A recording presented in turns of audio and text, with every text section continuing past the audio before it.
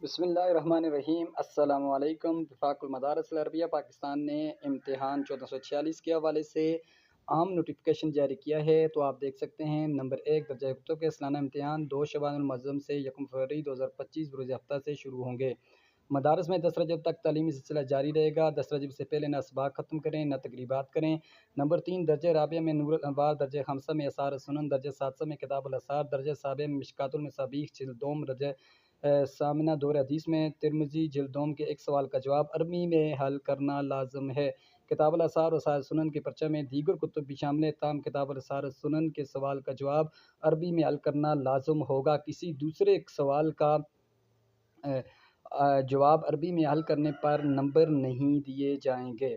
तो बड़े अहम फैसले हुए हैं। निसाब तालीम बनीन के मुताबिक आलमिया साल अव्वल के पहले पर्चे में 4 किताबें, जिनके नंबर की तकसीम ये है: अत-तिबयान फ़ी उलूमुल कुरान 30, तफसीर मुस्तलहुल हदीस 25, शरह नुखबतुल फ़िक्र 25 और आईन कादियानियत 20।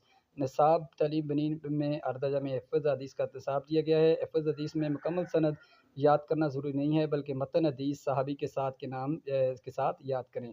जो किताब मतन सवाल बच्चे में इससे मुतालिक सब सवाल 15 नंबर का एक जुज़ होगा। और नंबर तफसीर के पर्चे में तर्जुमा बामुहावरा नहीं बल्कि लफ्ज़न तर्जुमा होगा। उर्दू तर्जुमे पर 6 नंबर दिए जाएंगे। सवालिया पर्चे में भी वाज़ेह लिखा जाएगा कि उर्दू में तर्जुमा करें। नंबर 7 खालसा साल दोम का इम्तिहान देने के लिए खालसा साल अव्वल का इम्तिहान पास करना लाजम है, चाहे सानवी आमा कई साल पहले भी क्लियर कर लिया हो। आइंदा वफाक मदार की तरफ से साल अव्वल कश्फ दर्जात जारी नहीं किए जाएंगे। वीडियो अच्छी लगे चैनल को